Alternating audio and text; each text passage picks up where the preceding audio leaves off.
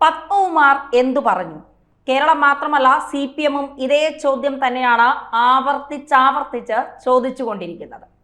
ഹൈക്കോടതി നിയോഗിച്ച പ്രത്യേക അന്വേഷണ സംഘത്തിലെ ഉദ്യോഗസ്ഥരുടെ ഫോണുകളെല്ലാം ഓഫാണ്. അവരുടെ വിശ്വസ്തരായ സഹപ്രവർത്തകർ വഴി അന്വേഷണം മുറുകുന്നുണ്ടെങ്കിലും ഒന്നും പറഞ്ഞില്ലെന്ന മറുപടിയാണ് അന്വേഷണ ഉദ്യോഗസ്ഥർ നൽകിക്കൊണ്ടിരിക്കുന്നത്. അതായത് AKG സെന്ററിൽ മാത്രമല്ല ഡൽഹിയിലെ AKG ഭവനിലും ആശങ്ക ബാക്കിയാകുന്നു. പത്മകുമാർ എന്തു പറഞ്ഞാലും അത് പാർട്ടിക്ക് തിരിച്ചടിയാകും. അന്വേഷണ സംഘത്തിന് മുന്നിൽ എറിഞ്ഞു കൊടുത്ത ആരെയും വെറുതെ വിടില്ല എന്നാണ് പത്മകുമാർ പറയുന്നത്.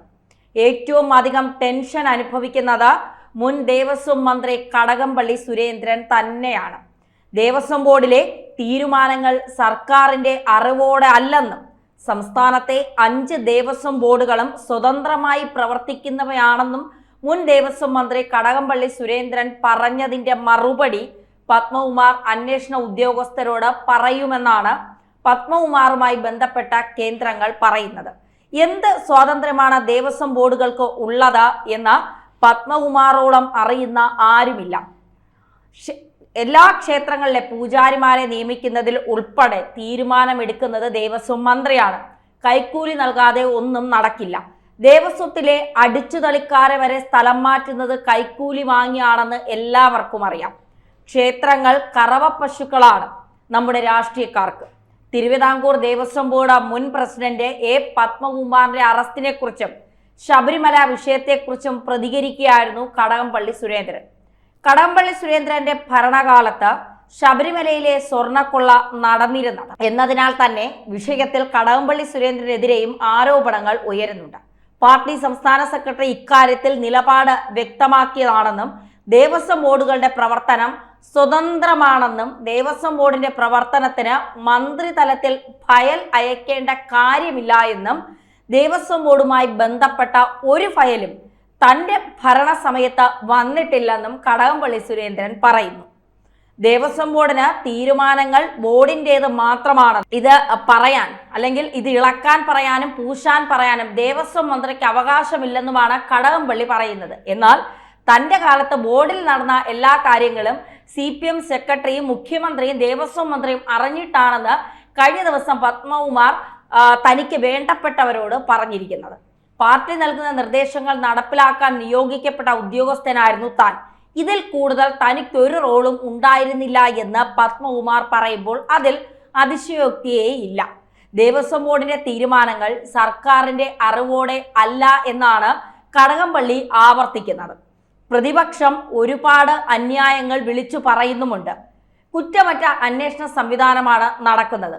പ്രതിപക്ഷ നേതാവ് മറുപടി പറയാത്തതിന് കോടതി മുഖേന സിവിൽ കേസ് ഫയൽ ചെയ്തിട്ടുണ്ട്. താൻ അയച്ച അപകീർത്തി കേസിൽ പ്രതിപക്ഷ നേതാവ് ഇതുവരെ മറുപടി നൽകിയിട്ടില്ല.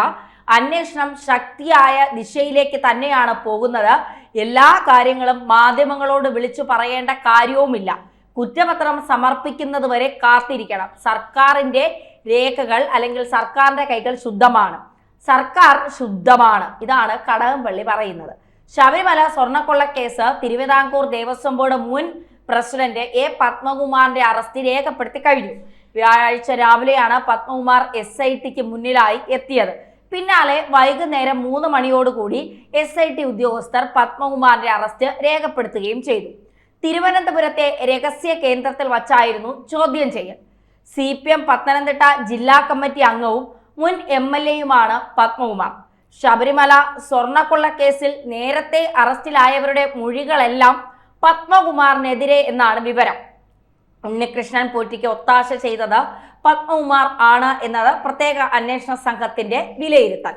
പോറ്റിയും പത്മകുമാറും തമ്മിൽ സാമ്പത്തിക ഇടപാടുണ്ടായിരുന്നതായും SITക്ക് സൂചന ലഭിച്ചിട്ടുണ്ട്. മുരാരി ബാബു മുതൽ N. വാസു വരെയുള്ള പ്രതികൾ പത്മകുമാറിനെതിരെ മൊഴി നൽകിയിട്ടുണ്ടെന്നാണ് വിവരം.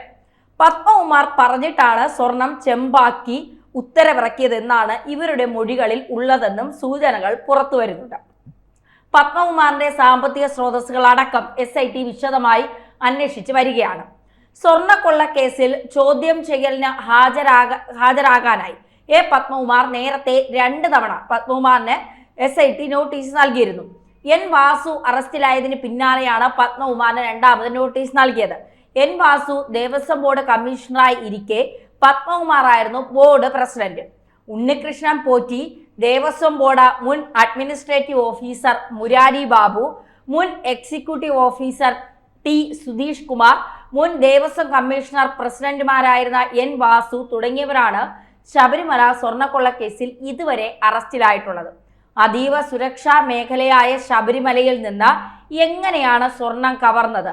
ഉന്നതരുടെ അറിവില്ലാതെ ഇത് നടക്കുമോ? പത്മകുമാർ ബോർഡ് പ്രസിഡന്റ് ആയത് ഒരു ജില്ലാ നേതാവ് എന്ന നിലയിലാണ്. ഒരു നേതാവിന് എന്തു ചെയ്യാൻ കഴിയുമെന്ന് നമുക്ക് മനസ്സിലാക്കുന്നത് കാര്യം തന്നെയാണ്.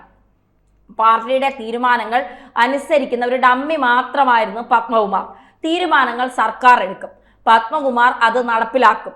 ഇക്കാലത്താണ് യുവതീ പ്രവേശനം ഉണ്ടായത്. ഇതിനോട് പത്മകുമാറിന് വിയോജിപ്പുണ്ടായിരുന്നു. ഇപ്പോൾ ജയിലിലുള്ള വാസുവാണ് അക്കാലത്ത് ബോർഡ് ഭരിച്ചത്. തീരുമാനങ്ങൾ വാസു നടപ്പിലാക്കുന്ന രീതിയിലായിരുന്നു കാര്യങ്ങൾ. വാസു എടുക്കുന്ന തീരുമാനങ്ങൾ കടകംപള്ളിയുടേതും ആയിരുന്നു. വാസു ജയിലിലായപ്പോൾ കടകംപള്ളി ജയിലിൽ വാസുവിനെ സന്ദർശിക്കുകയും ചെയ്തിരുന്നു. അന്ന് തുടങ്ങിയതാണ് ഈ കടകംപള്ളിയുമായുള്ള ആരോപണം. ഒടുവിൽ ചെന്നെത്തിയത് ക്ഷേത്ര ശ്രീകോവിലിനോട് ചേർന്ന ദ്വാരപാലക ശില്പങ്ങളുടെ സ്വർണ്ണപ്പാളികൾ നീക്കം ചെയ്യപ്പെട്ടു എന്ന സത്യത്തിലാണ്. അതിൽ നിന്നും 4 കിലോയോളം സ്വർണം നഷ്ടപ്പെട്ടതായി കണ്ടെത്തി. അന്വേഷണങ്ങൾ ഓരോ ദിവസം പിന്നിടുമ്പോഴും കണ്ടെത്തലുകളുടെ വ്യാപ്തിയും കൂടി വരുന്നു. ദേവസ്വം ബോർഡിന്റെ തന്നെ ചരിത്രത്തിലെ തന്നെ ഏറ്റവും വലിയ സംഘടിത കൊള്ളയാണ് നടന്നത്. കള്ളം അന്വേഷിക്കാൻ ഹൈക്കോടതി നേരിട്ട് ഇടപെടുന്നതോടുകൂടിയാണ് ഈ കേസ് വഴിത്തിരിവാകുന്നത്. ക്രമക്കേടുകൾ ശ്രദ്ധയിൽപ്പെടുത്തിയതോടുകൂടി നീതിപീഠം സ്വന്തം നിരീക്ഷണത്തിൽ പ്രത്യേക സംഘത്തെ നിയമിച്ചു. ദേവസ്വം ബോർഡ് നേരിട്ട് ഇടപെടാറില്ലെന്നും തങ്ങളും കോടതിക്കൊപ്പമാണെന്ന നിലയാണ് എടുത്തിരിക്കുന്നത് എന്നും ഭരിക്കുന്ന സർക്കാർ പറയുന്നുണ്ട്. സർക്കാരിന്റെ കൊള്ളരുതായ്മയാണ് എന്ന് പ്രതിപക്ഷവും ആരോപിക്കുന്നുണ്ട്. ശ്രീകോവിലിന് ഇരുവശത്തുമുള്ള ദ്വാരപാലക ശില്പങ്ങളിലെ സ്വർണ്ണപ്പാളികൾ അഴിച്ചെടുത്ത് ചെന്നൈയിൽ എത്തിച്ചതോടുകൂടിയാണ് വിവാദങ്ങൾ തുടങ്ങിയത് എന്ന് എല്ലാവർക്കും അറിയാവുന്ന കാര്യമാണ്. എന്തായാലും കടകംപള്ളി പെടുമെന്ന കാര്യത്തിൽ ഒരു സംശയവും വേണ്ട. വിജയമല്യ സ്വർണം പൊതിഞ്ഞ വാതിൽ തങ്ങൾ ഇപ്പോഴും സൂക്ഷിച്ചു വെച്ചിട്ടുണ്ടെന്നും ദേവസ്വം ബോർഡ് അറിയിച്ചിട്ടുണ്ട്. അതുകൊണ്ട് കടകംപള്ളി കൂടുതൽ ശുദ്ധനാവാൻ ശ്രമിക്കേണ്ട. പപ്പൻ പറയും, കടകംപള്ളിയും പോകും.